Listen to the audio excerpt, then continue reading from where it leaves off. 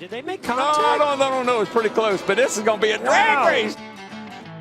Right Look at there, this. moves Wow. him to win it. Carl Edwards, bump and dump and run. Here comes Gordon right up to the bumper again. The bump and run. There it is. Maine to really turn around, Maine to Reilly's cage up. Welcome to the Bump and Run podcast. I'm your host, Michael D. White, joined by my two best friends, Matt the Statman Reilly and Eric Daytona Ron. Hope you guys had a great weekend. Hope you guys had yourselves a Kyle Larson type of weekend. He was the big winner down in Homestead, ripping that fence all day long. I'm sure that came as a shock to absolutely nobody. But I was a little surprised considering he hasn't been really running up front and dominant like he has last year. We saw shades of champion Kyle Larson, 2021 Kyle Larson. But first, we got NASCAR news, our checkers and wreckers, and of course, our weekly betting segment at the end of the show. Stick around. Make sure you like, share, subscribe. Tell all your friends. Follow us on Facebook, Instagram, Bump and Run Pod, bump_and_run-pod.com. Fellas, how are you doing? I already know Matt's a sleepy bear tonight. He's exhausted. How about you, Daytona Ron? Yeah, it was from Saturday on. It was quite a rough weekend. Matt and I, we attended a wedding of our good buddy Tom.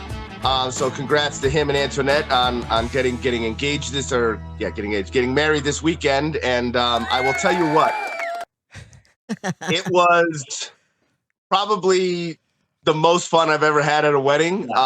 It was just everything was hitting on all cylinders. The killer band, killer two families that got together, and it was just, you couldn't ask for a better time. And I was feeling it all day Saturday, and even today I was still feeling it because getting older, the hangovers tend to last a little bit longer. So I had a good 2-dayer.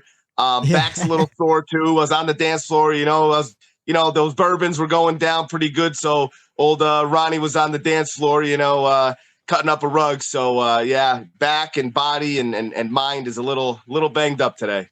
Matt, you've been dealing with 2-day hangovers for like 10 years now. So now, you know what though?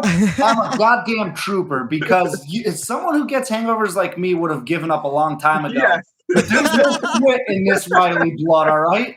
All right? I thunder through. I find a way. I was double fisting Rolling Rocks like it was my job on Saturday night. Very nice. Classic beer. I used to love Rolling Rocks back in the day. I haven't had one in a while now, but I think I'm due for one. At one point, I had 2 Rolling Rocks in my hands and one in my soup pocket. Yeah. Oh, yeah. Yeah. Was the soup pocket one full too? Yeah, save you the trip, man. That's a dangerous game you're playing. But those Rolling Rocks come in green bottles. Speaking of green, how'd those Jets do yesterday? Oh, God. We're 5-2. They won, but it came at a cost. This season is going way better than I ever would have hoped it's going. But 2 of their better, if not best, offensive players are out for the season, got hurt. So it came at a cost. I don't know how the rest of the season's going to go, but this is the life of a Jets fan. Whenever you get a high, you get an immediate low. So, well, maybe it won't be as bad as you think for the rest of the season, and they'll power through. They'll go, well, let's do this one for those guys. I don't know. That was a valiant effort, man. I'll give it to you. I'm trying here. I'm also trying to get to the NASCAR news, so let's jump into that. The Bump and Run NASCAR news. Just a couple quick stories. Of course, Bubba Wallace served a 1-race suspension for his actions at Las Vegas. I just want to know, do you guys think it's too little, too much, or just right? We're Goldilocks in it here. Well, it's set a precedent now. They didn't do this to other drivers who had similar run-ins earlier in the season in a couple of the different top series, including the Trucks, Xfinity, and Cup. Yeah. But now there's a precedent set, so they just better be consistent going forward. That's all I ask. Yeah, I want them to be consistent, but they were consistent. And that penalty that they did give to Gregson, to Byron, and others of sorts it obviously didn't prevent it because it kept happening. So obviously that wasn't enough. So this You got to ratchet scenario, it up. they had to ratchet it up to the next level. I know a lot of people were saying they shouldn't have because they want to keep it consistent, but you also don't want it to continue to happen. So that, wasn't deterring them enough. So I kind of agree with it just on that level where the precedent needed to get, pushed up another notch. You know what? Jeff Burton even said it in the pre-race show too. He said, and if this doesn't work, bump it up to 2. And then if that doesn't work, bump it up to 3. Guys aren't going to want to be suspended 2, 3, 4 races. So, now we know. Now the drivers know not to screw around like that. If you want to settle it after the race. Hey, quick side note. The pre-race show, there were like jets flying around the track. What was that all about? I'm not sure about that. I know there is like a military base somewhere in Florida. Is it close to Homestead-Miami? Like, is it in the vicinity where like they have there's bases all over down there. But I will say this: every year when I go down to Daytona, they always do that. Like even like they're flying around constantly down there. So they do practice runs and probably takeoff times, and so that's what they're probably doing some mock runs. And just so happened that you're probably referencing the Logano interview. Yes. Yeah. And we're like, what the hell? The Top Gunner that's here. Something said that was a good line by Logano. I was like, that's pretty clever. But yeah, I was thrown off too. I was in the basement finishing up some hobby stuff before I was building models down there, doing a little NASCAR modeling. But I was listening and I'm like, man, what the fuck is going on with all these jets? Because they just kept trying to ignore them and they just kept coming one after another. But back to the Bubba Wallace thing, I thought it was a little too harsh at first, just because like no one else had been suspended. It was monetary and a big points fine. I assumed like, maybe 100 points, $100,000. But now that you guys bring it up, like, let's ratchet it up to try to prevent this kind of thing. It does make sense, and I think it's pretty fair. Speaking of penalties, Cole Custer appeal will be heard Thursday, so we'll see what happens with that. Of course, a couple of weeks ago at the Roval, he helped his teammate gain some positions, and allegedly, the crew chief came over the radio and said like, hey, we think you got a flat, slow down. And then essentially told him like a second or two later, like, nah, you're good. Keep going. And they're saying that they have some good evidence to prove that it wasn't some orchestrated thing and it was legit communication. So we'll see what happens with that. Of course, Cole Custer is a Stewart-Haas Racing driver. And speaking of Tony Stewart, he's going to run a Top Fuel dragster as a driver in Las Vegas coming up at the end of October 28th through the 30th. What do you guys think of Smoke jumping behind the wheel of a drag car? He's ran everything else. Why not jump into NHRA? I mean, he's gonna own a team or does own a team. So why not get behind the wheel and try to do it himself before he owns one or two? I feel like Tony Stewart is becoming like Harrison Ford in like Indiana Jones or something. Like he's like a Mr. Do-It-All. Like he's like, I feel like Tony, ever since he retired, he has money and he's just going out doing shit that Tony Stewart always wanted to do. And like, I feel like at any moment, like Tony, he could like maybe like lose himself a little bit and just go like turn into that wild, crazy guy that just like goes out and tries all this crazy stuff because he never had an opportunity to do it. So I commend him for it. That takes a lot of balls to get behind the wheel of one of those things, not ever really, doing it or it being your, forte or whatever. But yeah, Tony cracks me up with the way he's going here recently, where it just seems like he's getting farther and farther away from the sport of NASCAR and going off and doing other things. And I just hope it doesn't hurt his team in the long run for those drivers that are there. So it's exciting, but at the same time, I don't like it if I'm a fan of one of his drivers for the reason that we stated earlier in this show many times on here is that does that affect your performance on racetrack? And I think it does. So his more time he spends away from the racetrack, he could hurt his team. Next thing we know, he's going to be like flying in one of those Red Bull airplanes under bridges and shit. That's what I mean, yeah. I was gonna say a fighter jet, but you took the joke right out of my mouth. Yeah, damn it. Those speedboats that go like 800 miles an hour and do like a wheelie all the way down. Yeah, him and Hulk Hogan are gonna be in Tampa, just fucking flying in the entire time Eric was talking. My brain was just working, and how can I work this joke in? But that's all I was. That was all I was doing too. I'm like Red Bull planes, Red Bull planes, Red Bull planes. I'm like not the Flutog, but the plane ones, you know. but yeah, that's all I got for NASCAR news. Unless you guys saw anything on Twitter before the show that I might have missed. Hey, Dale Jr. came out with a children's book. Oh, yeah. Buster's Trip to Victory Lane. Got it for the kid. He's way too young to give a shit about it, but it's a good little children's book. So, yeah. That's based off of true events is what I'm told, too, and what I heard from Dale Jr. Eggs hidden all throughout it. So the one car, like it's based off of like, it's almost like the movie Cars. Yeah. How like the cars are like humanoids or however you want to say it. And they're different names. So Buster was actually Dale Sr.'s kid nickname. Yeah, I heard that on the podcast this past week. That kind of blew my mind, you know? It's right. Jimmy Jam, there's a character, Jimmy Jam, who's obviously named after Jimmy Johnson. And then, yeah, there's some couple Easter eggs throughout the book. But yeah, nice little children's book.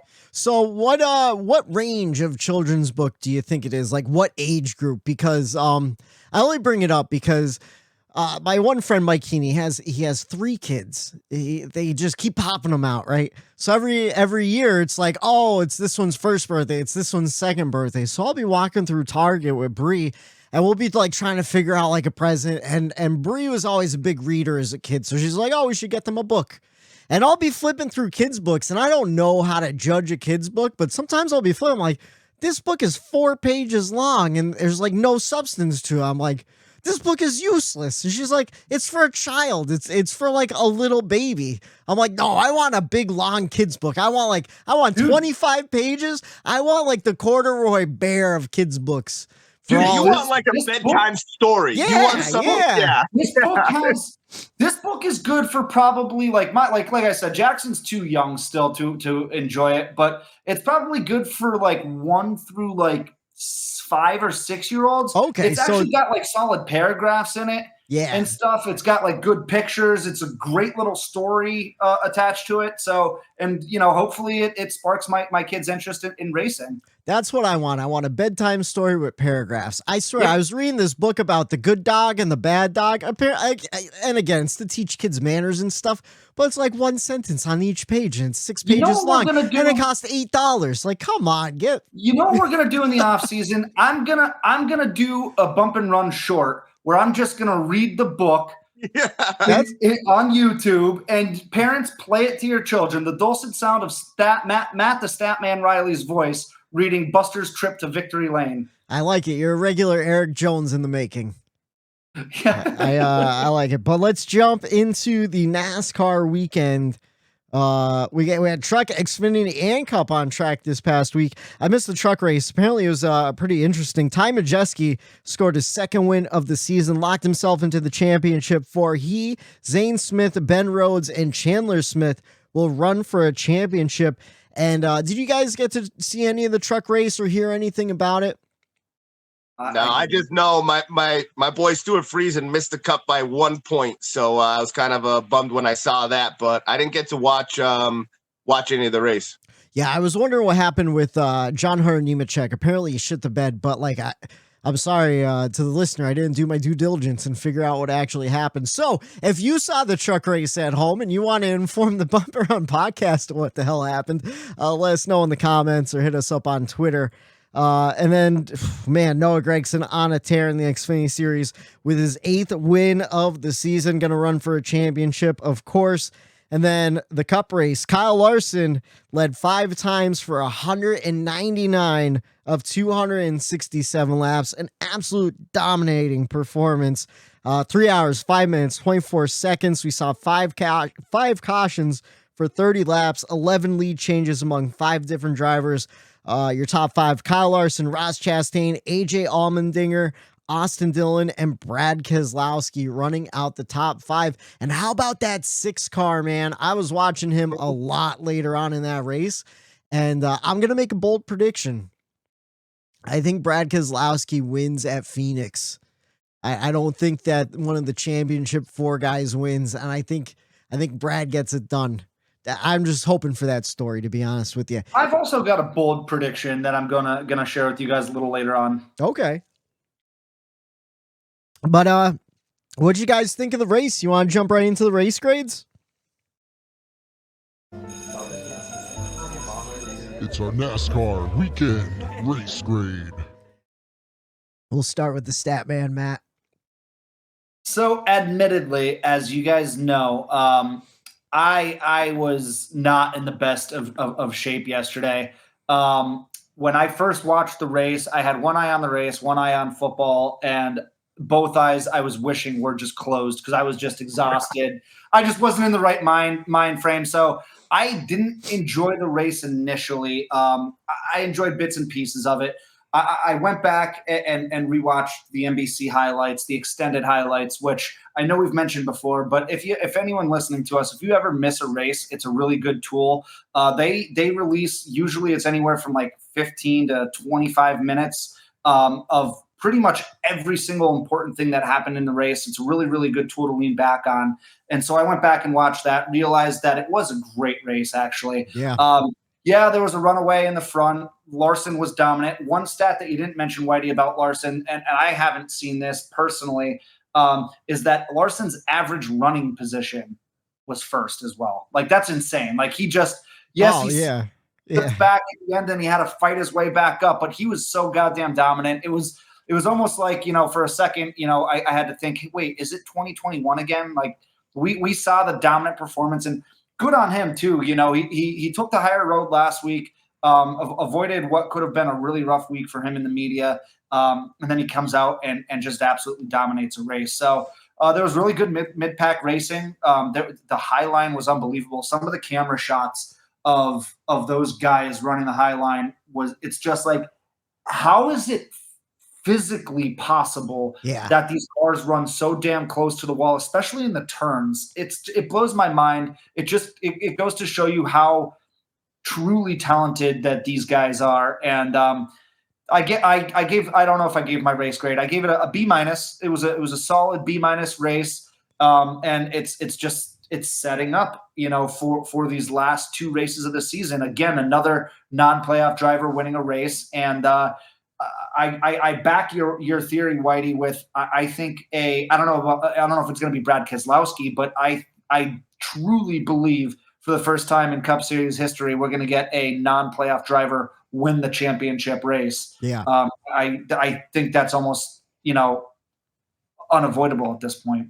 But a solid race in Homestead. I love that track. I wish so at the wedding, Alex, our buddy Alex, is a huge NASCAR fan, had the Xfinity race on, and it was at night. The race was at night, and just seeing those cars under the lights, it just threw me back to when the championships used to be there a few years ago. And man, I missed the championship races being there. I wish that was the case, and maybe sometime in the future they'll go back to it. But yeah, solid race. How about you, Eric? What'd you think about it? Like Matt, I was not in the greatest condition on the couch on Sunday. It was a rough one, and that first stage, I was excited when it started, but then after the restarts are exciting, they go 4 wide. You hear Dale Jr. Oh my God, I think they're about to go 4 wide. Oh, they are 4 wide, and then 3 laps later, everything settles down. Everyone gets in their groove, and it was fun watching Reddick, and I think it was William Byron was actually the first one, I think, going up top and trying to figure out where that limit is and who could go up there first. And but then, it just seemed to drag on and draw out in that first stage. And like Matt said, I'm trying to watch my shitty Jaguar football team play on my phone as well. And man, both of my eyes were getting heavy. And, I'm a man of my kitties, and once 2 of them jumped up on my lap too, guess what? Yeah, nighty night. So I ended up taking a little snooze for it was probably about 35 laps in that first stage, And, then stage 2, it starts heating up. I'm watching the battles now. Now I'm understanding the race. They're working on their cars a little bit. So it did get racier in stage 2. And by the time stage 3 came around, I was into the race. At this point, there's storylines, there's drama, there's stuff that needs to go down. So I wanted to say it was a C-. I was going to give it at first. But then when I take myself out of the equation, it was probably more a B- race, like Matt said, because it did have the sparks, and I think it got overshadowed. Even I kept focusing on the dominance of Larson, and I was appreciating the dominance of him. Like Matt said, those videos, they showed really how close he was to that wall all day long, and you have to appreciate that, but at the same time, when a car dominates that, it takes away from everything else from second on back, where the actual battles of the day were going down. And, there were a lot of great battles. And, they had to push it. Same thing. You have to push it deep, dive down low, try to slide up in between. And, there were a couple drivers, Denny and Chastain, where they were doing some slide jobs on each other, getting in front. And I thought, this is it. This is where Denny does it. Yeah. Denny's going to get him back. Don't let him into the championship 4, because that one car very easily could have won that race at Miami. And at one point, I thought he was going to win, and Denny fell back. And I'm like, oh my gosh, did Denny blow his opportunity to get back at Chastain? And so that's when stuff started getting a little bit more exciting. And I realized that, if I could replace that first stage with a different version of me, I think it would have been a B- race all around. Yeah, I agree with you. I gave it a B. Unlike you guys, though, I enjoyed everything during the race. I know you guys were hurting, and even when you're texting me, you're like, "Oh, this race sucks." I'm like, I think it's pretty good. I know I usually complain when a guy runs away with a race like that, but we had so many battles in the middle of the pack, battles for second, third, fourth, fifth all day long that I was really enjoying it. We saw some good tire fall off. We saw some guys making moves and everything. And I think what helped too, like Eric said, it was a builder of a race. But early on in stage 1, my guy was making hay, moving up positions and stuff, and then falling back and moving up and everything. So that made it enjoyable. And then, I didn't mind that Larson kind of ran away with it because there was still interesting battles. Like Matt said, Ross Chastain battling near the end there. And we saw Martin Truex Jr. leading some laps. I thought he could have got it done. Battling at the end there with Chastain. That was an epic battle. I loved watching that. Dale Jr. even gave a little woo, woo, woo. Or he gave watching that. Do you know what I liked out of that too? Is after the race, as soon as the race ended, the Dinger got out of his car and walked right up to Chastain and gave him a fist pound, to say hey, great racing, good hard racing. Oh, yeah. Well, I mean, they were teammates in the college days too, so I'm sure they're very familiar with each other, I thought it was a great race. In fact, I almost gave it an A. But then you guys are dogging it so much. I'm like, oh, maybe it's a B+, but I ended up with a solid B. And I got to echo the statement. If you guys ever missed the race, check out the NBC highlights. Fox puts out a highlight package also. It's usually about 10 minutes, maybe even less. NBC does a nice extended one that's about 20, 25, sometimes even a little bit longer, depending if it's the Coke 600. I think the Coke 600 highlight was 40 minutes long this year, which that was. But you know what though, Whitey? That's why, one of the reasons why, in the first stage of that race on Sunday, I actually texted you guys. I go, I'm not getting fooled. I've been here before many Sundays in the past couple weeks. I go, I'm just watching the highlights tomorrow. I'm not ruining the rest of my day. Yeah. And, I'm glad I stuck to it and, continue to watch because it did get better as the race went on. But yeah, I agree, man. You want to know what though? Because I've been in those hangover days where you're just I don't give a fuck about this race. I'm so tired. I just want to lay down. Your driver was up front, Whitey, and my driver, he came up the hauler non-existent all day. He was 4 laps down, 40 laps into the race, and I'm like, okay, this is going to be the type of day I'm going to have. And right then and there, I knew at that end of that first stage you're going to, when he wasn't moving up, he got started 22nd. 40 laps into the race, he's 29th. I'm like, okay, this is not going to be a day for me. And then once Reddick, when he went out, my fantasy went to shit. Yeah. And then once that, so like it does involve a lot of things to really bring you down in that moment when you're watching the race. And Eric, I had a couple of those come down on me. What happened to him? Because his average running position was 29th yesterday. Yeah. That is not the Eric something Jones happened. No, I think something happened like at the start of the race, and they just said, hey, this is what we're going to do. Go out there, log laps. And because it was terrible, like absolutely terrible all day. And like there had to have been something wrong with his car, like had to have been. And like I was trying to like, normally they are really good on their social media, like updating too during the race, and they weren't doing a lot of that. So it was just like, I think they just missed the mark, or maybe they swung after practice to try to get something. Or, I mean, he was good in practice, which was, it made me feel good because normally last week, what you bring to the track for Miami is you're going to be good. If you ran good at Vegas, you'll be good there. And it's like, he just fell flat on his face. I don't know if they maybe swung for a little bit better to try to make that jump to the next step, but non-existent. I think that really took me out in the beginning of that race too, just knowing that I have to watch the extended, the rest of this race, with my guy not running well, which I try to let that not really get to me as much. But it did play a role yesterday. Can I tell you guys what a fucking idiot I am when it comes to fantasy? So why? So I had Reddick in, right? I had Denny Hamlin in my garage, and Reddick is a lap down. He's been a lap down at this point, coming to the end of stage 2. And like, I'm like, all right, well, he's only 2 back. And then that caution comes. I'm like, all right, well, he's not going to get the lucky dog here, but he could get the lucky dog and like move through. And I only have 1 star with each of these guys at this point too. I'm like, Denny's really good at Martinsville, and he's floating around the top. Like he's floating around like 10th, 11th today. I'm going to save Denny for Martinsville, move him into the garage. Denny got 31 points. Reddick got me 9. And I'm in a tight points battle with Matt, your father, right now. He beat me by 13 points yesterday. And right now he's beating me overall by 16 points. I really could have used those extra 20 points that Denny Hamlin would have got me in the overall points battle for second and to cash out some money in this fantasy league we're in. And I knew what I was doing was stupid, and I did it anyways.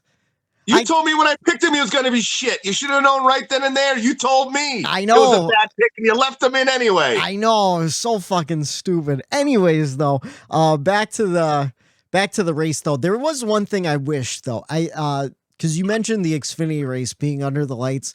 I wish we transitioned from day to night at Homestead, because it looks so fucking cool under the lights with the green and we didn't get a walls playoff and night everything. race yet. I mean, usually, we have that. Vegas is usually at night. Vegas is like an evening race, and then Martinsville. Right, and I'm a huge. We all are here at the Bump Run Podcast, paint scheme fans, and under the lights, the paint schemes really shine. And that Brad Keselowski, I got to give it out. Shout out to him. I love that purple, that violet paint scheme that he runs. And that would have looked sharp under the lights. Yeah, with those yellow numbers and stuff, it just pops, But yeah, I wish, and for the racing too, because I feel like the racing gets better as the track changes, as it cools down. I think that's why it got better during the third stage, because, there's more cloud cover and everything. It grips up the track a little bit, Matt, you're shaking your head. I'm sad, boys. Yeah. I mentioned it before, and I'm going to mention it again.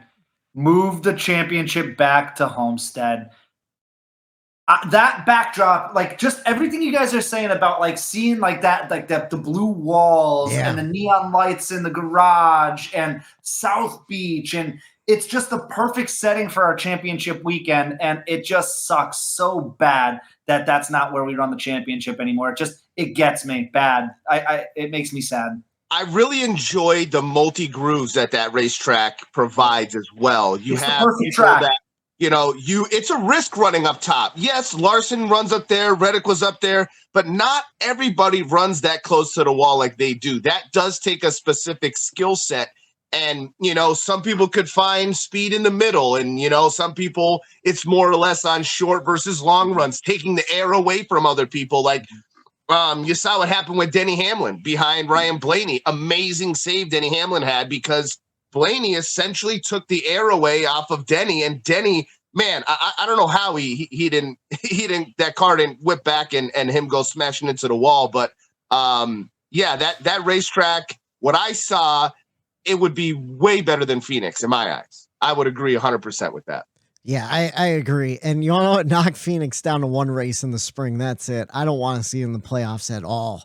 That even like years ago with the old car and everything, when I think Phoenix was the final cutoff race before the playoff race, the final race, right? Was it penultimate race? No, it was always Martinsville, but I think so then it was the race before Martinsville. Phoenix was. Yeah. And like I just remember like being tuned out, and where I'm like, I don't even care about this race. Let's just get to the championship already. And like I didn't feel like that this week in Homestead, but I'm not really looking forward to Phoenix. To be honest with you. Just wait 2 weeks. Just wait 2 weeks until the show after the championship race, and all Eric's talking about is the drivers cutting down on the dog leg. Oh yeah, it's honest to God, it irritates the shit out of me. Like, why go to a track that you don't even race in the way the track is designed? Like, it's the dumbest thing in the world. I can't stand it. I can't. It's one of those things that just irritates me. Like, why design a track? Oh, look at the way we're shaped, and none of the cars or drivers run that shape. Ever. It's like not one lap do they stay inside that white line. We have this whole turn right here. No, we're not even going to use it. Let's cut through all the dirt and shit, all Brad over the bottom of the track. Year, he almost hit the cone on pit road. He went so far down to the inside. Yeah. Like, why even design the racetrack like that? Why? You don't even. It's thanks, Matt. You just got all fired up. Save it for the championship wreckers right there. I hope to God something crazy happens in the. It's going to be mayhem. Someone's going to try to cut somebody off. Everyone's going to wreck, and 12 cars are going to finish the championship race. And Justin Haley's going to be the winner. Or Brad Keselowski. Speaking of, 3 wide for the lead. 1 lap to go. It's this week's Checkers and Wreckers. Since we already got Eric all fired up, let's give us your checkers, Eric. Well, it's a good segue because I gave my checkers to Brad Keselowski, and Nice. Just that whole team. He impressed me throughout the race. Even my girlfriend Dana, she's like, "Oh my God, Brad Keselowski's running in the top 10 right now." I'm like, he's had a fast car all day. He's one of those drivers. We talk about Kurt Busch a lot this year for the wrong things with the safety and whatnot, his concussions, but.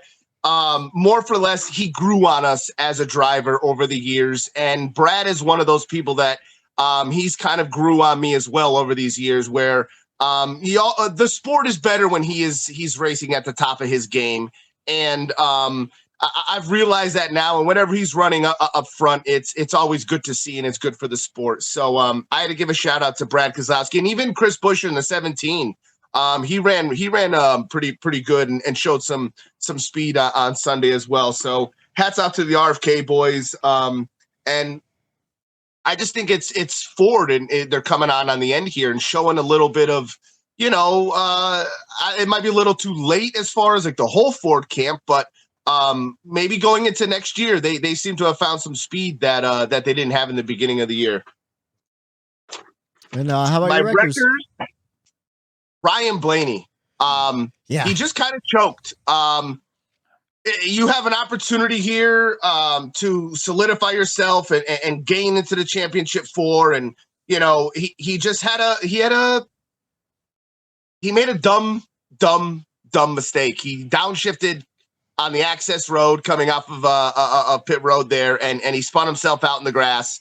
And man, I did not want to see that happen to him, and I was really pulling for him. And I just think, that's what happens to teams that are really trying to push it to the limit, and they knew what they had to do, and he was trying to get everything he had to gain off of pit road, and he just pushing it too hard. Sometimes that's when you have those little slip ups, and it's just a shame to see him have that. And I just thought that was a hiccup. He he didn't need at this moment, and now he has some work cut out for him, Martinsville, to make him championship 4 worthy. I tell you what, I'm surprised we haven't heard more about missed shifts and stuff with the new gearbox this season. I know we heard Denny earlier on; he did the same thing, leaving pit road early in the season.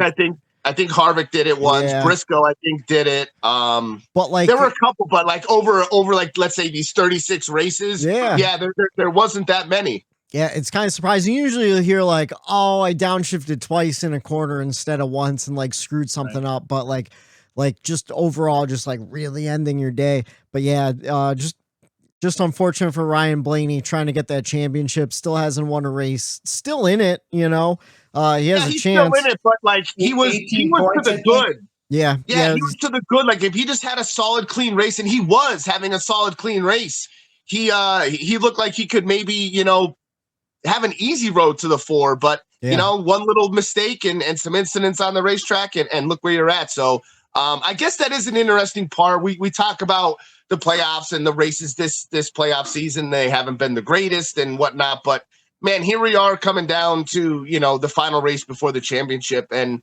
I'd say these last 2 weeks, the points battles have been pretty interesting. Yeah, I was gonna say I feel like that added to the race this week. Even for sure it did. Yes. Yeah. How about you, Matt? What's your checkers and wreckers for the weekend? So my checkers and your checkers, Whitey, were actually the same thing. So I'm actually going to do a very quick audible, although I wholeheartedly agree with what yours is. I noticed last night, obviously, the Sunday night football game was in Miami. It was the Steelers versus Miami Dolphins. Yeah. And we had some cross promotion there where Dale Jr. came up right after the race, and he was there for the pregame show. And it's always good when our talent, whether it's our on-track talent, our retired talent, our booth talent, whoever it might be, gets in front of these massive audiences like a Sunday night football brings in.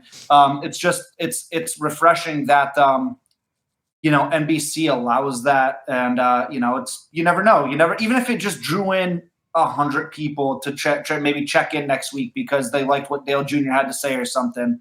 It's always good to see that cross promotion. So that's my audible. That's my checkers. I remember, to your point, I remember early in the season, right before the clash, they were doing some stuff on Fox and football and doing a lot of cross promotion. And I remember a lot of tweets on Twitter, like of just NFL viewers going like, "Oh, I'll check out the clash next week at the Coliseum, see what that's all about." So I think you're right. Even if it is, maybe a couple thousand people tune in because there are a couple hundred, like any promotion's good promotion, Mm-hmm. So absolutely. And then my records actually goes to, we were kind of just talking about it, all the pit road woes we saw. So many mistakes yesterday, and some of those mistakes had playoff implications, at least points playoff implications. We saw Denny Hamlin, he did rebound afterwards, but that bizarre situation where we had a Rick Ware car spinning, forcing Denny to drive through some pit stalls. I believe he almost hit Larson. That was wild. Out of there. That was wild. That was insane. That was a potential to be a freaking disaster, and Denny did his best to avoid that. Then we had Slick Willie 2 clock stalled coming out of the box. Yeah. Martin Truex Jr. spinning on pit road on the last. Joey Logano had a 26-second pit stop. I think someone else, like in the same sequence, might have been 2 of the leaders came down. Like they were the first ones to start the green flag stops. And I remember, I think it might have been Junior was like, "Man, if you're a crew chief, I'm afraid to call my driver in right now because back-to-back pit stops of over 20 seconds. And he's like, a normal pit stop's like 10 seconds. And he's like, that were bad. Like, they're not just a bad pit stop. They were really bad pit stops. That was Tyler Reddick and Austin Dillon. They both had 26-second pit stops, and Junior highlighted it where it's like normal pit stop, fast pit stops, 10, 11, maybe 12 or 13 seconds on the high end. He goes, you're adding a whole other 13 seconds on it. And both those guys actually went laps down because of it. Somehow Austin Dillon pulled out a top 5. I don't know how the hell he did that. Maybe I should give him my checkers, but I gave it to AJ Allmendinger, and that was what Matt's checkers also was. His 6th top 10 in a row running part-time. In 16 starts, he's finished top 10 in 8 of them. This is the best 6-stretch performance of his career. At 40, with a lower funded team, not an underfunded, but just a lower funding team, I'm excited to see what he does in 2023 going full time. I am all for the rise again of AJ Allmendinger. So I mentioned that I had a prediction. Yeah. And I know this is usually reserved for the show before the Daytona 500, but here's one of my predictions. AJ Allmendinger is going to win multiple races next year, and he's going to be a legit contender next year. I think so, because, the more that a team performs, the more funding they're going to be able to get. And I think once AJ's in that car full time, and we've even seen some flashes from Justin Haley the last few weeks where he's been running really strong and really consistent. I think Colleague is on the right trajectory, kind of like where Trackhouse was last year. They're kind of there this year, Yeah. AJ is one of those drivers where he takes a 10th place car and comes home like second or third with it. Like he just manages to wheel a certain car, and like even if it's not handling the greatest, he could still manage to gain a few more spots. Like that's the thing with AJ that I love. It's like, man, if he needs a few more spots, he's gonna go ahead and get those spots. He's very aggressive, but as we saw on Sunday while he was racing Chastain, he's aggressive, but he still races you clean and makes it fun to watch. Respectful. Yeah. But the most impressive part about AJ, is he has dominated the road courses his entire career, and he still is clearly dominating the road courses. But now he's adapted that, and he hasn't left that behind. He's just grown on his game, and now he's starting to really find his way on ovals as well. And, for an quote unquote, older driver, he's having his second career resurgence here, and it's fun to watch. He's a really good personality for the sport. He really is. I'll tell you what, not to go off, on a tangent here or nothing, but like I had a records that I don't want to like keep the pot going, but Bubba Wallace, man, he had to sit at home this past week after a one-race suspension and watch the guy he spun win, and not only win, but dominate. And you know what I loved? And I don't know if this was or not, but Larson, this is the way I took it, in the post-race interview when he was out there standing on the racetrack, he goes to the fans and he said, "I hope you like that ass kicking." And to me, that was a dig on like, hey, I don't have to swing my fist. I'll kick your ass on the racetrack. And I just thought that was just such an awesome moment, like for him to be like, hey, like you said, Whitey, this is a 2021 version of me. Like I need to get back and I need to do better. And he shows what he's capable of doing, not racing and screwing up and taking out Bubba like he did the week before. So I just thought that whole thing was a funny situation. It forced guys like me, who last week on this very podcast said that I wish he stood up for himself. It forced guys like me to eat crow, because Eric, you just said it. He didn't have to swing with his fist. He swung with his car and he came out and dominated and won. So it forced me to eat crow. And like I alluded to earlier, it was good to see he took the high road last week. He took the high lane this week, and it worked out for him in both occasions. So that gave me an idea for a pick lane. I'll tease it to you right now, and then we'll jump into it after I give my records. But do you think it was harder for Bubba sitting at home to see John Hunter Nemechek running really well in the beginning? Or do you think it was harder for him to see him wreck his car and be like, I wouldn't have done that. I would have been out there and finished the race. What do you mold that one over? My records for the weekend goes to one Tyler Reddick. He had a great car early on, and just a sloppy stop on pit road killed his day. First, there was a faulty jack, no fault of his own, but that cost him time on pit road. And then during green flag stops, he overshoots the pit box. And to Eric's point, 26 seconds during a green flag run that's putting you a lap down, and it pretty much cost him his entire race. He finished in the 24th or something like that. No, and that's not, been not that even team's 24th. forte, though, Whitey. I hate to say it, but is. all year long, they kind of seem to always have a race like that where they make not just one mistake, multiple mistakes. And, imagine if he was still fighting for the championship and that happened. Miserable. You would be, I'd be losing my mind. You'd be miserable. But it happened to me. It was 2012 Phoenix.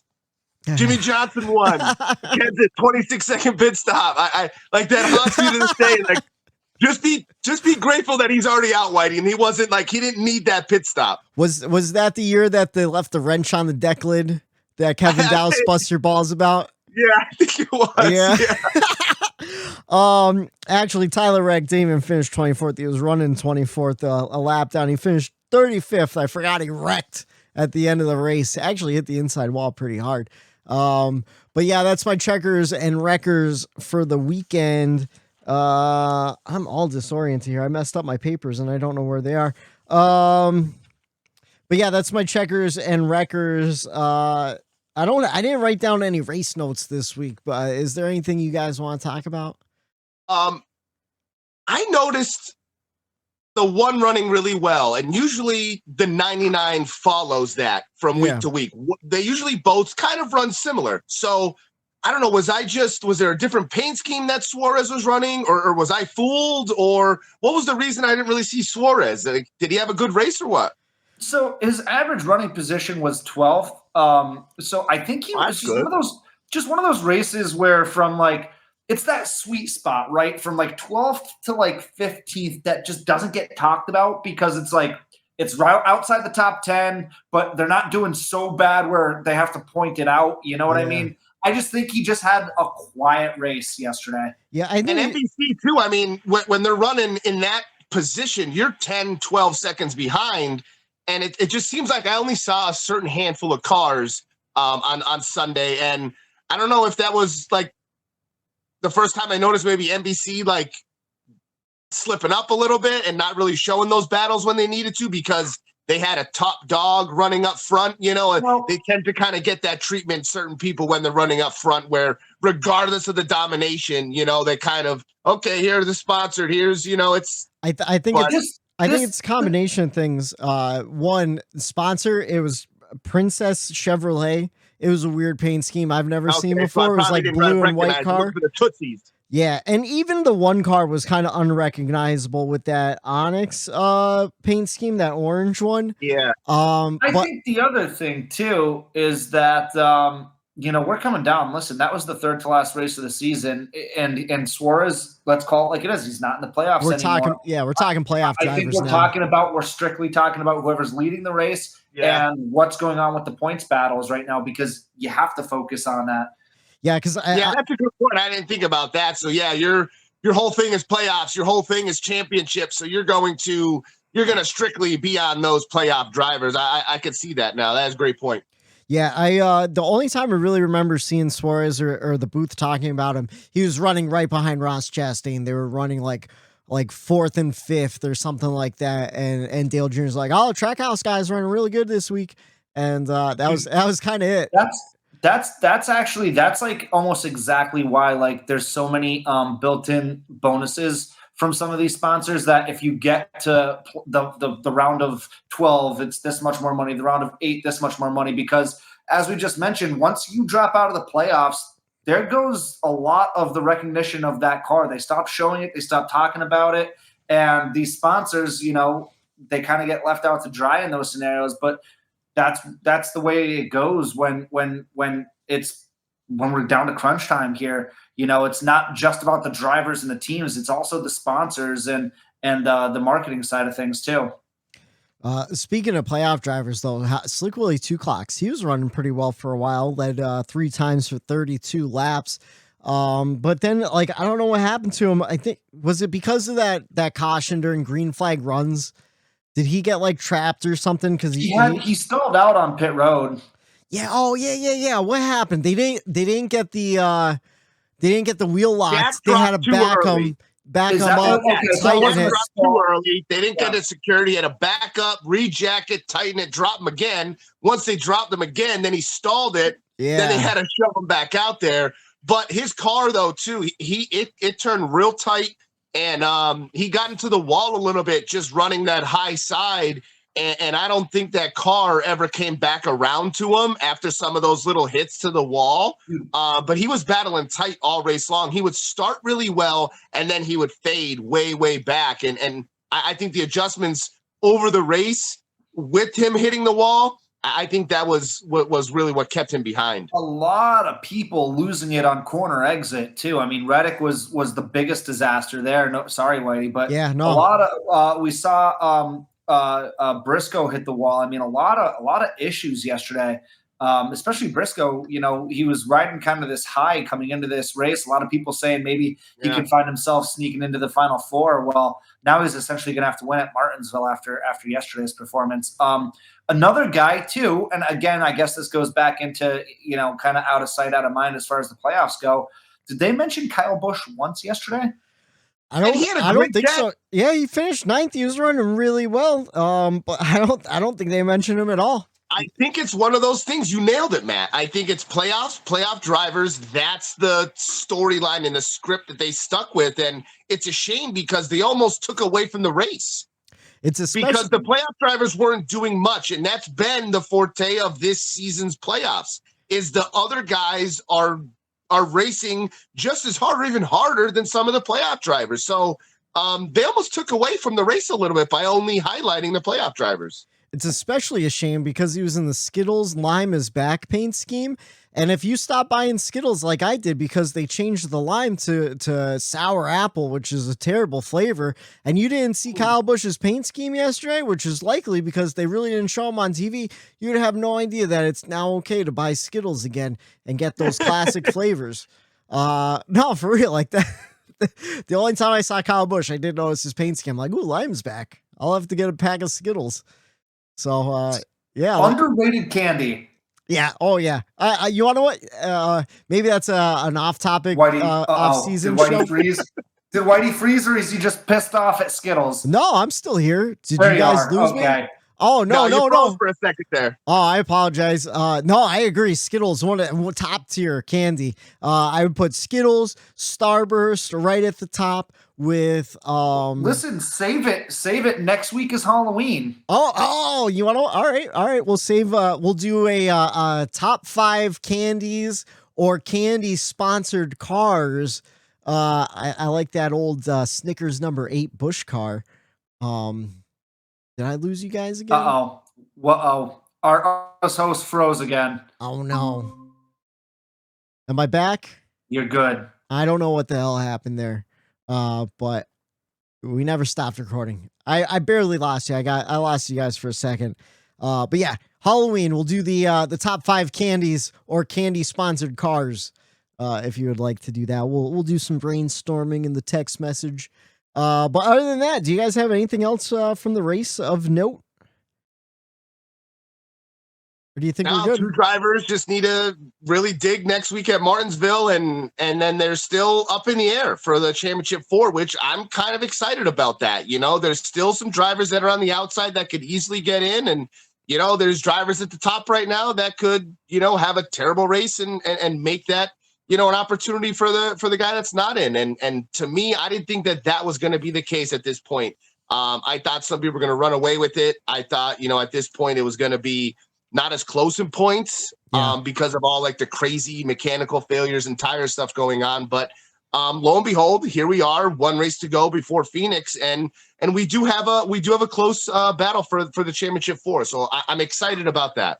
Yeah, I'm excited for this points battle too. I think it's super interesting, and man, I think Logano's going to win the championship in Phoenix. I really do. It's looking like one of those years. It's looking like it. I tell you who's going to need to win their way in at Martinsville, and it's our last place driver.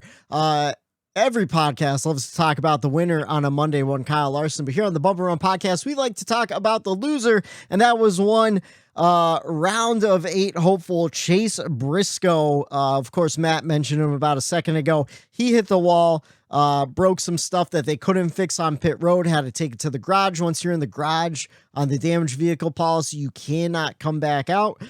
So his day was essentially ended. at, let's see, what lap was it? Lap 160. So It was fairly early. barely making it through about half the race.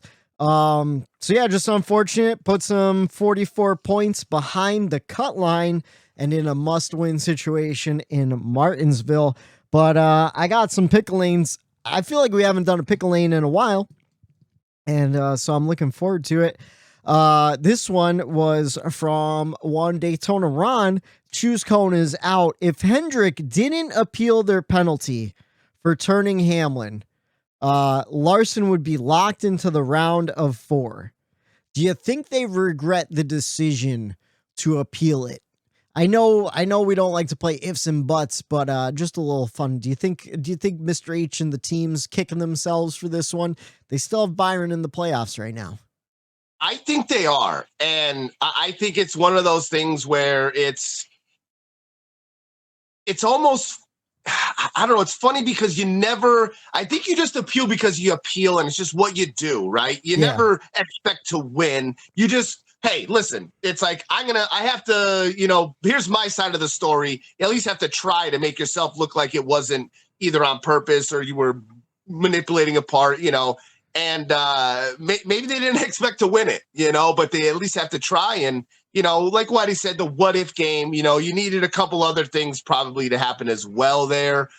Briscoe not being a madman at the Roval and Larson, a little bit. But essentially, if those points are there, Larson wins and he's locked in there. And, now you're not guaranteed that Slick Willie 2 Clocks is going to make it in there. So now you could end up with neither of those drivers in instead of the one. So, I don't know. I just thought it was a fun little thing that I saw on the social media floating around where it got brought up and if there would be regret or not from Rick for doing the appeal. How about you, Matt? What do you think? I don't know. Rick doesn't strike me as a guy who regrets a lot of things. I mean, listen, me, yes, I would regret it. Knowing that, hindsight's always 20/20, but that's exactly what it is. Hindsight's always 20/20. You can't play the what if game. I just think that, they did what they had to do in that situation. They won the appeal, which is, good then, but now, it's coming back to bite them in the rear end. I just don't think that there was any way of them, to know that how this would have played out. Was Bowman already out at this point? Yeah. Yeah. Same race. Was it the same race? It might have been the same race. So because if you knew the 48 wasn't going to make it into the round, so you're already done there, and now the 24, he's down in points. So now you're like, okay, I have to appeal this because he already had a car out at that point. Yeah. So I think looking back, I think he almost had to appeal that, it's because just a crazy stat though to think about. Like if they shot themselves in the foot without even knowing it, Let's see. I believe Whitey's searching for it now. I'm looking through the old papers to see where Larson was when he got knocked out. He was going into the race plus 18. And you want to know? I'm going to say they don't regret it because when they appealed it, they did it to get their car essentially like, a fighting chance and everything. Now, like at that point, it's like, okay, we still have 3 cars in the playoffs. Let's keep this going, and then Larson didn't perform on the track when he needed to. I think he got knocked out by 2 or 3 points, something ridiculous like that. But then Byron is able to keep going because of it. Or maybe that was the situation because Byron was going into that week minus points and then they got the points back. I forget exactly what happened. All I'm saying is you fight for every point you can, Would he rather Larson be going for a championship than Byron? Probably. I mean, I feel like your odds are just a little bit more, but I mean, don't take it away from Slick Willie 2 Clocks. I think he has just as good a chance to go into Phoenix or go into Martinsville and win his way or point his way into the round of 4. Martinsville earlier this year. Yeah, and that's what we said last week, or it might have been 2 weeks ago, where like, hey, yes, Sunday was vintage 2021 Larson where he dominated, but for the majority of the year, a coin flip was between him and Slick Willie Two Clocks. Yeah. I feel like as far as their chances and odds of winning on a week-to-week basis. So to me, yeah, I think you're right. I think Rick probably just wanted all of his cars and the most cars he could at the time. And, points are points and you never know what the hell's going to happen. But it's every once in a while you got to play that, oh man, like that what if game. No, I agree. It is fun to think about how all the pieces moved to kind of end up where we are here. Like if you could go back, like would you still move? Well, because that's pieces, the thing. From 1 week to that next week, like Larson, there was like he needed 8 things to go terribly wrong for him to miss. Yeah. And they all went wrong. Terribly wrong. Yeah. I think that's what it was. Like he was almost like there was no way that he was going to get eliminated out of that. But then Willie got his points back, what ensued at the end of that race. And it's just like, oh man, like everything bad that needed to happen, it happened for Larson. I think that was just a little bit bitter for some of those fans after a 10-win season getting knocked out as early as he did. All right. Speaking of Martinsville, we are heading back for the second time this season. Earlier in the spring, it was a night race. It was cold. We saw absolutely zero passing, except for Austin Dillon. Somehow he tore through the field, which made no sense. But Slick Willie with 2 clocks, put on a dominant performance. You just couldn't beat him. So this one's submitted by Matt. Over under 1.5 passes for the lead on a non-restart or green flag pit stop run. Do we see an actual like more than one, essentially 1.5? I'm going over because, and we talked a little bit earlier. I think there's going to have to be a couple bump and runs, and off of a restart, you might see them more often there. But at the end of a run, you're going to see if we get tire fall off, we'll see who has better tires. Who stays out in front on shittier tires and tries to block and just say, hey, clean air up front is worth more than the new set of tires. And, someone behind him might have those tires and say, hey, you're taking too big of a gamble. I have the tires, bud. And when I shove you, I have a good excuse of being like, hey, you slipped your tires. I had brand new ones. I was right behind you. Where'd you want me to go? So this race has potential to have some good bump and runs. Bump and dump and run. I'm going to go over. I'm going to go over just because I'm going to try to be optimistic here and say that was a one-off. That's exactly why I did it too, Matt. Yeah. That was my thought. I'm like, Eric, just say over because I'm hoping that it's going to be over. It's going to be over. Yeah. I'm hoping it's going to be over. Here's what I hope is somebody takes a whole bag of rubble and broken glass and lays it all down on the track so that there's actual tire wear with this race and that we actually see some comers and goers. I don't know. This car is hard to bump and run too because they've got so much control. They could just downshift out of it and away they go. So, I don't know.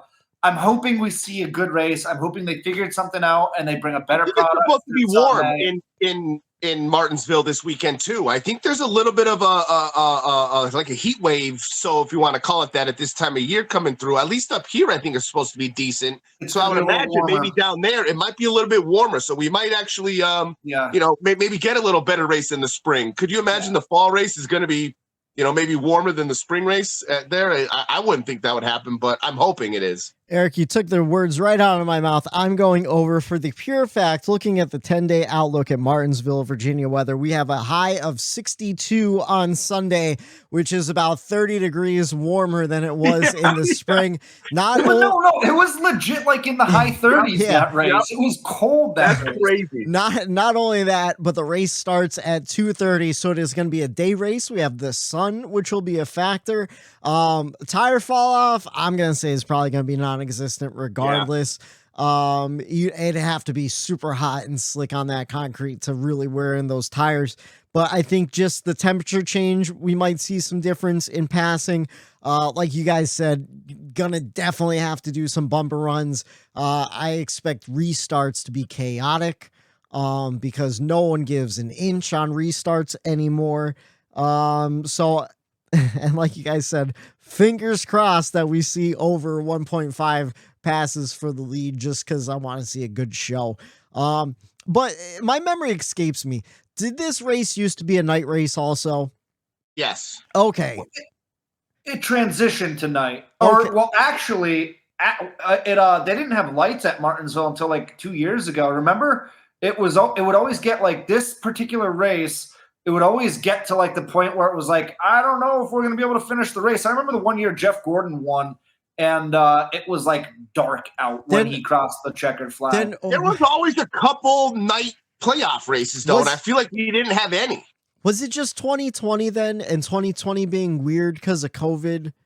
Well, Is that what 2020? I think was the first year that Bristol had the lights. Because remember, I think we were hyping up the night race, and didn't it rain out, and we didn't really even get it, and then they raced the next day, something like that. The lights are new at Bristol or Martinsville. No, so you're thinking of last spring, not this past spring, but the spring of 2021. You remember they started the race in the rain, and then because we were at Dowse's, or I was at Dowse. Yes, and then they started the next day, and there was technically an Xfinity race going on while a Cup race was also going on, which was like ridiculous. No, it was the 2020 playoff race. I just remember it being near nighttime because it was my mother's birthday when we took her out to dinner. I missed it.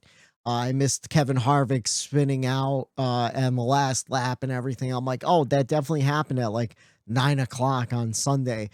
So maybe it was just because of the COVID year and all that, or maybe it was a change for that year for the lights. But it confused me because I was like, oh, we're starting at 2 o'clock on Sunday. Okay, that's cool.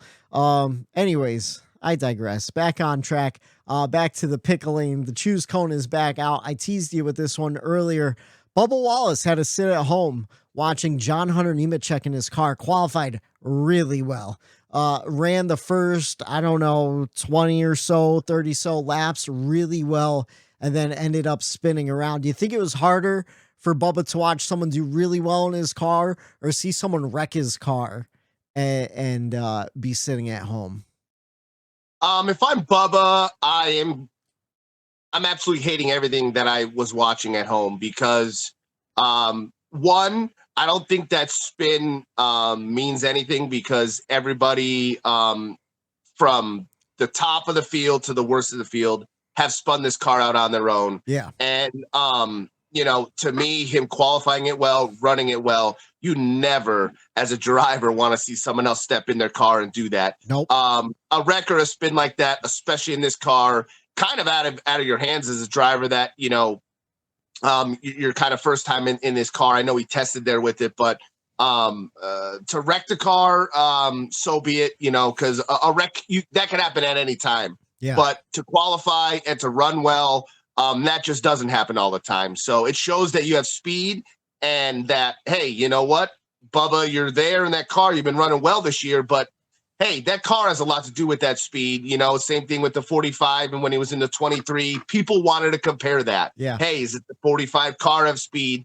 And you never want to see a guy jump in there and continue to have speed because then that allows people to say, hey, anybody can get in your car and run fifth. Yep. There's a lot of drivers out there waiting right in the wings. I think it was harder for him to watch Kyle win that race yesterday. Yeah. If I had to guess. Oh, yeah. Yeah. I think that was real. I think the whole day sucked for Bubba. And then on top of that, the guy that he had an issue with last week who came out looking squeaky clean, where Bubba came out pretty much, for lack of better terms, looking like the asshole in the situation. Yeah. And then, here he is winning the race. And it's like, I just think that was the cherry on top for Bubba to really, maybe hopefully lesson learned for him. Yeah, I think it's harder to see John Hunter Nemechek jump into a next-gen car, never running a next-gen car, qualify really well, run super fast, and know he's in that Toyota pipeline looking for his next move. KBM's closing up next year. Bubba, you're sitting at home because he did something really fucking dumb, and now there's a guy who's showing like, hey, I can run well. Give me a shot. I think that's a dangerous situation to put yourself in, and probably a huge wake up call for him. And we'll see what happens. Just a personal story. I have a background in radio. I was doing weekends on the pop station for a long time, and a guy doing nights on country had to take 2 weeks off. His wife was having a baby, right? So I fill in for those 2 weeks. I'm doing good. And then he decides to take 2 more weeks on top of it off. And people start thinking like, oh, well, Whitey's doing really well. Let's throw Whitey in there. And, the guy might have caused some problems behind the scenes a couple times. And then bam, I had that night gig 6 months later. So you never know, especially in a talent-based thing, you never know who's waiting in the wings to get that shot. That's why I always say, hey, if I'm going to take a day off, the guy better be a lot worse at the job than I am. You know what I mean? You never want to take the day off and people realize you're not needed. That's when you bring in donuts. Is this your guys' way of telling me I'm about to be replaced? No, man. You want to know what? Great example. When you had your baby, what happened? Me and Eric were lost without you. It's a tripod. What happens when one leg of the tripod goes away? The whole only thing have 2 tumbles. legs. You only have 2 legs, and the camera falls. We're a team, goddammit. We are a team, goddammit. And speaking of teams, Statman, give us those numbers. But first, we are heading to Martinsville. Xfinity on track Saturday, 3 p.m. on NBC for the Dead on Tools 250. Cup on track Sunday, 2 p.m. on NBC for the Xfinity 500. I choose second. So Matt, you won the weekend. You chose Ross Chastain. He got you 38 points. I came in second. I picked Denny. He got me 31 points. And Eric, you picked Tyler Reddick. He got you 9 points. Boo, Reddick, boo. I told you not to pick him. He did. I did. I flat out said, I'm like, don't do that. That's a bad idea. I keep forgetting to play this though. And it's my favorite bumper. I keep forgetting it. So Matt, as you get those numbers started for us. Here comes the money. Here we go. Money talk. Here comes the money. It's the Bump and Run Gambling Preview. All right. So, Matt, what's the Vegas odds from DraftKings this week? I am on a heater. I want to personally apologize to DraftKings because I took a lot of their money this weekend. College football is good to me. All right, here we go. So we are taking the lines from DraftKings. The top 10 favorites to win this race in Martinsville. I'll start from the 10th place and work my way down. So a tie for 10th is Kevin Harvick and Kyle Busch, a couple grizzled vets at plus 1,500. Then you've got Christopher Bell, Kyle Larson, Ross Chastain, all tied at plus 1,200 to win the race. Martin Truex Jr. at plus 1,000 to win the race. Joey Logano already locked into the round of 4 at plus 900. Ryan Blaney and William Byron Slick Willie 2 Clocks tied at plus 800. Dennis Hamlin at plus 700. And then your favorite to win the race, which makes me nervous, Chase Elliott at plus 650. All right, Eric, hearing those numbers, who are you thinking for Martinsville? I'm going with them. I was high. I think he's gonna, he's got to make up for that. Rick Hendrick put it all on the line for him. They won that appeal. They got those points back, and that's going to be the difference. And what everyone's going to be talking about when he makes this Final Four is that incident. He got those points back. He used those points to his advantage, and he made his way in to the championship 4. Eric, can I just tell you, I am so happy you picked William Byron because William Byron was going to be my backup for this guy. He is my sleeper at short tracks. He needed to win at the Roval to advance to the round of 8. He basically needs to win to advance to the round of 4. He was my sleeper pick in the championship playoff bracket. I am picking one Christopher Bell to win in Martinsville. Back-to-back rounds where he has to win to get in, and he does it. What a story that would be! I hope lose the championship to Blaney, who didn't win a race. Well, Blaney's sitting out by 18 points, so if he doesn't win Martinsville, I don't think he's going to be running for a championship either. He's going to lose to Joey Logano is what's going to happen. Who finishes second behind his old teammate, Brad Keselowski in Phoenix. Minga, little tinfoil hats are coming out. Look at these scenarios we're busting out. All right, is Matt going to do it? Is he gonna propel his boy into the championship 4 and take him? Is he going to do it? Is he taking a home dog, the pole sitter, the number 1 from DraftKings?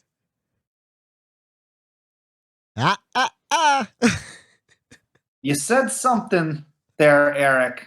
The number one guy. Oh. He's been good to me. I'm going three weeks in a row. Wow. I've been saying it. Ross Chastain is going to the Final Four. All Ross right. Chastain wins at Martinsville. All right, for the third pick in a row, and he's been getting you great points, so I can't even blame you for that one. So we think that Denny Hamlin and Chastain, it's squashed because of everything that went down, boys? Like, did we talk about that already, or was that before the show? No, that was before the show. We could talk about that for a second. So, I mean, Denny had his shot yesterday, and he didn't take it, and Whitey had a great point where, Denny as an owner of 2311, his driver, Bubba, just went through intentionally wrecking someone, getting suspended for a race last week. I think that's definitely weighing on Denny. I think that kind of took his shot away of getting some redemption. He's had a few opportunities now throughout the past 2 months, and he really hasn't taken it. So, yeah, I think that's squash. I think it's done. That was Eric's point.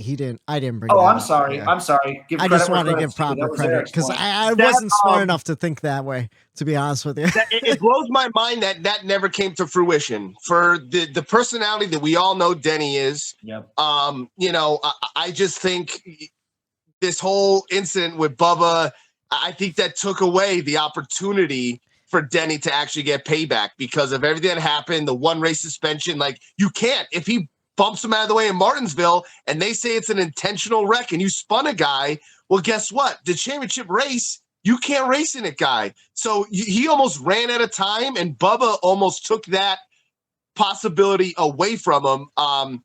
He just has to beat him on the racetrack now. And whether or not this carries over, which I think it very well might, I just think it's the circumstances weren't in Denny's favor as far as with these incidences on track to allow him to get payback essentially on Chastain. But bold move picking Chastain. I like it, Matt. I like it. I honestly, I don't even think Denny had retaliation in his mind at this point in the season. I mean, think about what he's all talk, no bite, dude, or no, what? No, bark, no bite? I think just too much time has passed. I mean, when did that happen at Gateway? Race 15 of the season. Now we're in race 35, and you're gonna turn so a guy many other things happened in between that it doesn't even matter at this point what Chastain did to Denny because there was too much from that point till now that could have completely changed all that. So maybe time does heal all wounds. That was like 3 Taylor Swift albums ago. For real. And I think at that point, like you just have to let it go.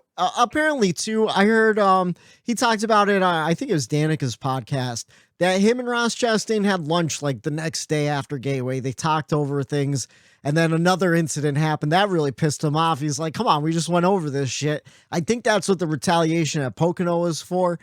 And I think anything after that, it's too late. And then you add, like you said too, you add the layers with Bubba already being in trouble, and the bad publicity. Now you have a team owner that's possibly going to have bad publicity. Plus, Ross Chastain has really cleaned it up over the last few months anyways, where like he's not getting into dust ups. Like we talked about, he had a great run with Joey Logano last week battling for the lead very cleanly. He had a great run battling AJ Allmendinger this week for second and third place, battling super clean.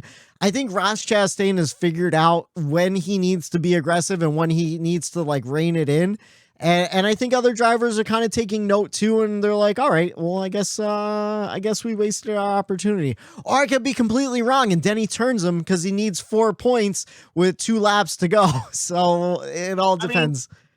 Throw Denny out of this picture here, boys. Like, do we think Ross Chastain learned his lesson and really learned and kind of got back in the good graces of some of these people that he may have rubbed the wrong way over the course of the season? Because there was a long list. And because to me, you're right, Whitey, he did clean it up. He hasn't gotten into a lot of dust up. So that tells me it wasn't just Denny that he fixed his situation with. He must have went out of his way and fixed the situation with a lot of those other drivers that he was on their list and vice versa, because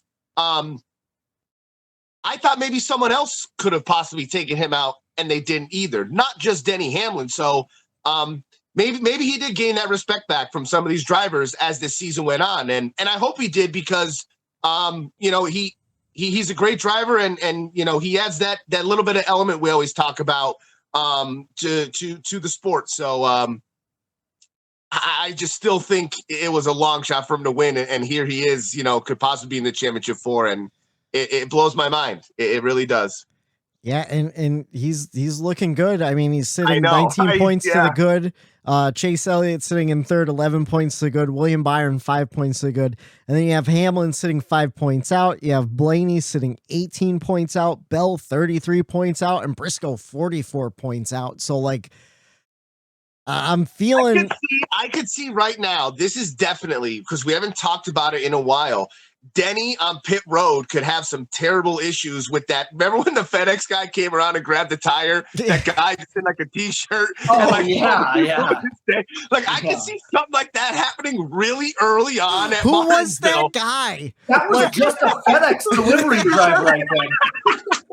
Just reached over, rolling a tire back. What are you doing? I could see that happening, and then Blaney's minus 18. Right in the beginning of the race, something like that happens. Blaney jumps way up there, but then at the end of the race, Denny what he always does. He comes back and he battles back, but it's a little too late to battle back.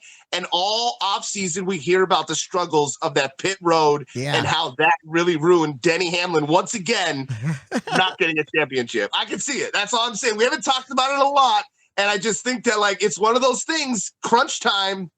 Could you count on that team? I tell you what, we're writing great playoff battle storylines right now.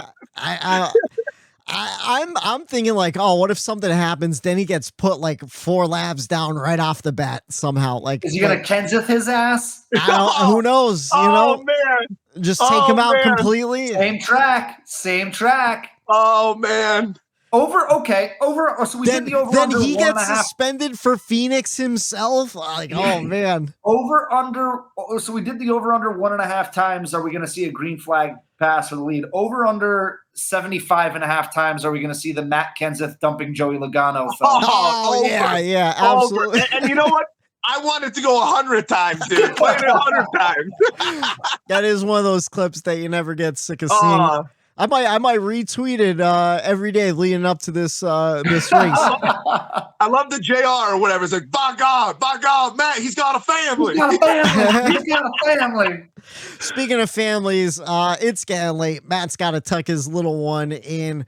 You gotta tuck me in. You gotta tuck him in. He's sleepy. I'm getting tired too. So who will it be? Will it be Willie B, Slick Willie 2 clocks? Getting another clock in Martinsville. Could you imagine if he adds a 3rd clock this season for Martinsville? Let's go. Slick Willie 3 clocks. Slick Willie 3 clocks. Will it be Christopher Bell locking himself in a must-win, or will it be Ross Chastain avoiding all repercussions for his actions earlier in the season and getting his way to the round of 4 in the championship? We'll find out this Sunday, 2 p.m. on NBC for the Xfinity 500, and we'll break it all down for you right here on the Bump and Run podcast Monday night. For Matt the Statman Reilly, for Eric Daytona Ron, I'm Michael D. White saying have a good night. The Bump and Run. There it is.